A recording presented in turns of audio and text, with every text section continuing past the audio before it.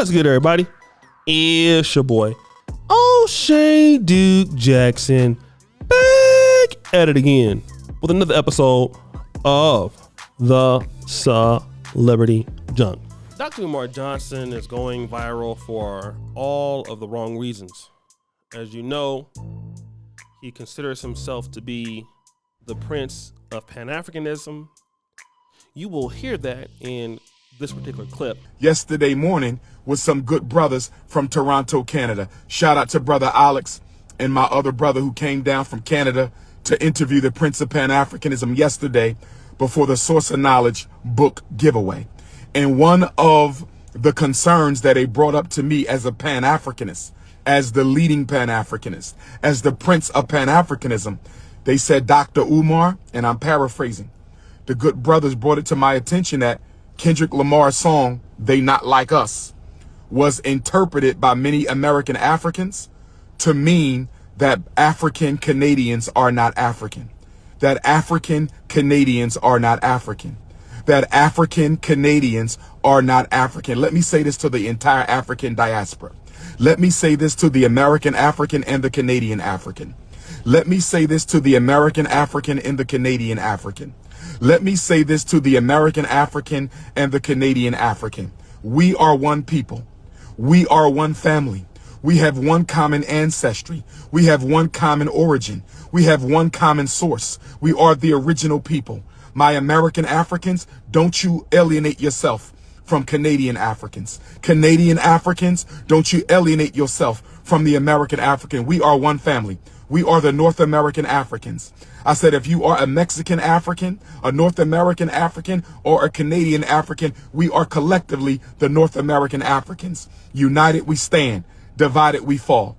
My Canadian brothers and sisters, they are my family. Toronto is my family. Montreal is my family. And if anybody tries to make jokes about the Canadian Africans, if anybody tries to say that my brothers and sisters north of the border are not members of the African family, if anybody tries to claim that the Canadian African is not a part, an integral part, an important part of the body of African people, then you are an enemy to Dr. Umar, and you are an enemy to African people, and you are an enemy of the Pan-African struggle. Now, I don't know if my brother Kendrick Lamar, who I love and respect, I don't know if my brother Kendrick Lamar, who I love and respect, I don't know if my brother Kendrick Lamar intended to alienate all African Canadians, all Canadian Africans. I did not think that was his intent. I did not think that that was Kendrick Lamar's intent. I did not think that that was Kendrick Lamar's intent. I believe Kendrick Lamar was simply going at Drake for the beef. I did not think that the song They Not Like Us was a shot at all African Canadians. So I'm going to ask my brother Kendrick Lamar, can you please clear that up? I'm going to ask my brother Kendrick Lamar, can you please clear that up? I'm going to ask my brother Kendrick Lamar, can you please clear that up? Did you intend to slight all Canadian Africans when you said they not like us? Are you trying to say that Canadian Africans are different from American Africans? I don't believe Kendrick Lamar was trying to say that. I don't believe Kendrick Lamar was trying to say that. I don't believe Kendrick Lamar was trying to say that. But I do want my brother Kendrick to clarify, because according to my good brother Alex and my other brother from Toronto who interviewed me yesterday, according to them, many American Africans are insulting Canadian Africans. Many American Africans are going on the blogs with the Drake-Kendrick beef, and you are attacking and insulting Canadian Africans. I will not stand for that. I will not stand for that.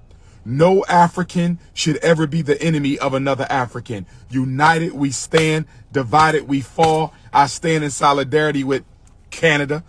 I stand in solidarity with Black Canada. Those are my brothers and sisters.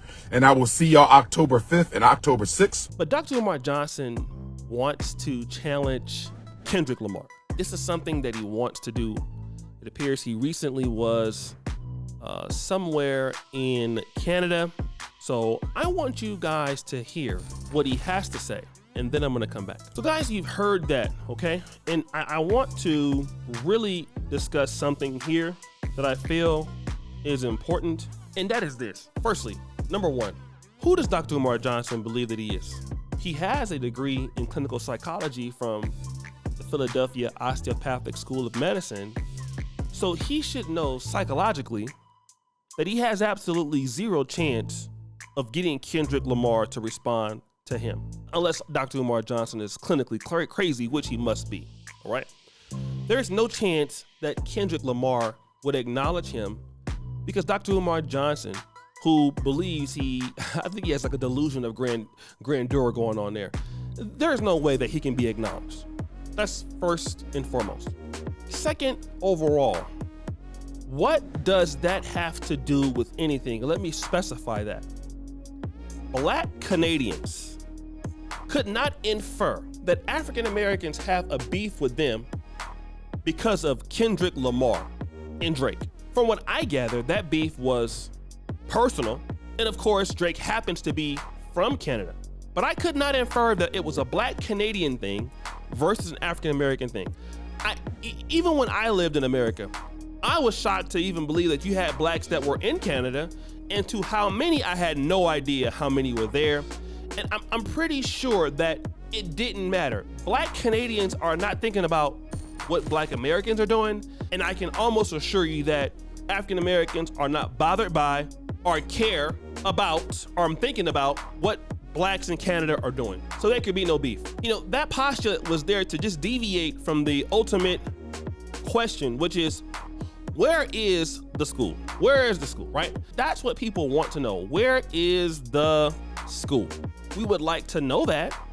Since you're very questionable about that, you have interest in these things, we'd like to know, where's the school? That's what we want to talk about. Where is the school? And we don't know where the school is. We've never figured out where it's at, where it has been at. And this is the problem that we have with Dr. Umar Johnson.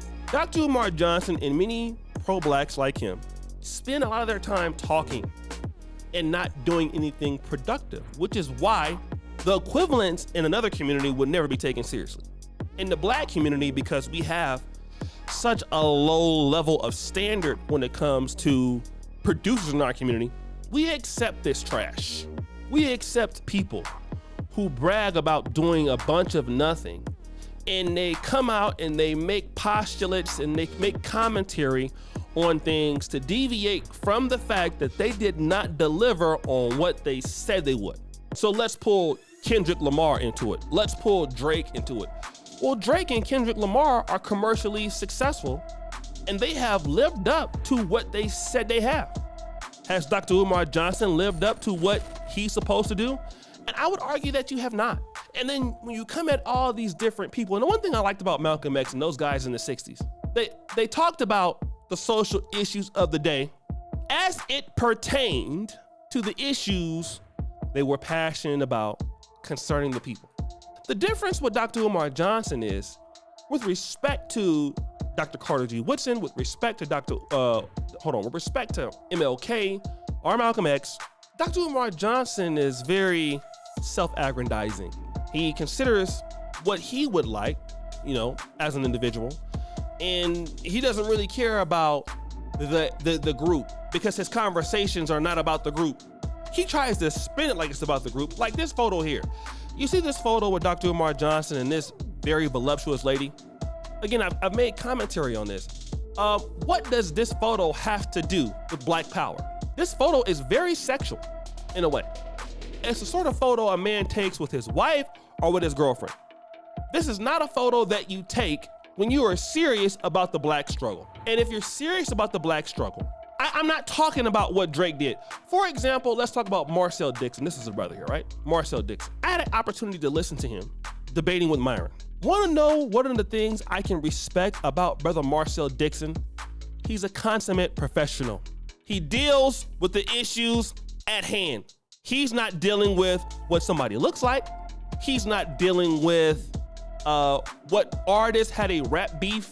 His topic he's dealing with a concept. He stays on that concept. He's not deviating from that concept. He's dealing with that and that alone, which is what you would expect from your intellectuals. And that is the problem. You see, after the 60s and when the conscious community became invaded with your Pookies and Ray Rays and charlatans, your brother Polites, your Dr. Umars, you know, those kind of people. It really took out the intellectual basis that we saw with debates between Dr. John Henrik Clarke and Louis Farrakhan and elders like that. Dr. Amos Wilson. Imagine Dr. Amos Wilson rapping about the East Coast, West Coast rap beef and what Notorious Big said in a song. Could you ever imagine that? But you do that when you have nothing else to offer. And this is the problem with Dr. Umar Johnson. And we want to know where the school is, bro. You know, it's easy for you to make this commentary on a dusty flip phone from Metro PCS and a card that you're probably renting from someone because you don't have any money, instead of building the school. You promised the community about the school. You said that the school system was this about black boys and that about black boys. And okay, so now we're listening to that. Where is your expertise on the topic, sir? Talk about the clinical psychology as it appears to the goals that you are trying to perform. That's all we want to hear, your performative things, okay? If your conversations are not about productivity, about what you promised the community, you should shut up, okay? You should be quiet, bro. And I think that's what the community needs to hold him to. The community needs to hold him to the productivity in which he promised, which he did not deliver. So guys, what do you think? It's your boy O'Shea Duke Jackson, back at it again with another episode of The Slippery John. Appreciate you for all you do. Sorry the bell. We're out.